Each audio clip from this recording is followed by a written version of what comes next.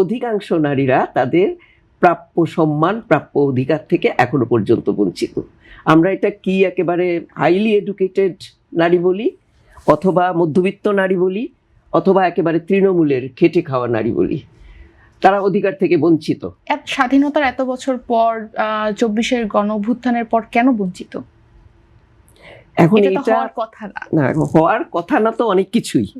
আমরা তো আমাদের প্রত্যাশা তো অনেক কিছুই, কথা থাকে না। কিন্তু আমার সমাজ বাস্তবতাটা কি বলে?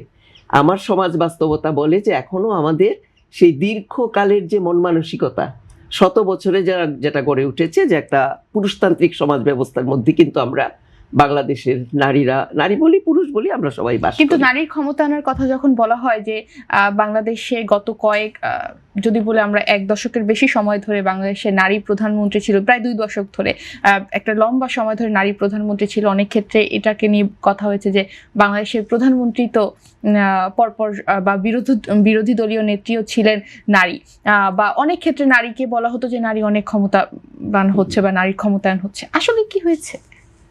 হয়নি। এখন আপনি যেটা বললেন যে অনেক বছর ধরে নারী প্রধানমন্ত্রী ছিলেন, এটা কিন্তু প্রধানমন্ত্রী নারী ছিলেন না পুরুষ ছিলেন, বিষয়টা ঠিক এই জায়গায় না। বিষয়টা হচ্ছে যে রাষ্ট্র পরিচালনায় যারা থাকেন তারা কোন দর্শন, কোন আদর্শকে তারা ধারণ করেন।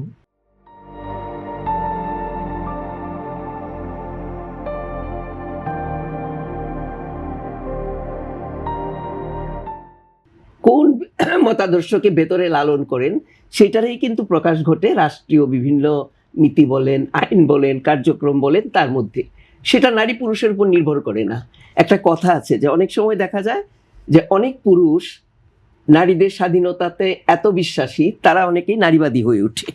আবার অনেক নারী, তারা নারী কিন্তু তারা প্রচন্ড রকমের নারী বিদ্বেষী থাকেন। এখানে কিন্তু একটা মতাদর্শের ব্যাপারটা হচ্ছে এখানে প্রধান, যে আমরা কোন মতাদর্শ দ্বারা পরিচালিত। সেই জায়গাটায় আমরা, আমার মনে হয় যে রুটে যদি বলি, একেবারে শিকড়ে যদি বলি, শিকড়ে কিন্তু খুব পরিবর্তন হয়েছে। আমি জানি না আমার সঙ্গে আমার যারা আছেন, জলি অথবা এ আপা আছেন, কতটুকু একমত হবেন।